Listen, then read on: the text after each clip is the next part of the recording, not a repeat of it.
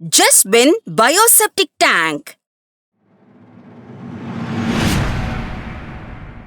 பழைய septic tank முறையில் தொட்டிக்கு வரும் கழிவுகள் நீருடன் பூமியில் கலந்து பூமி மாசுபடுகிறது.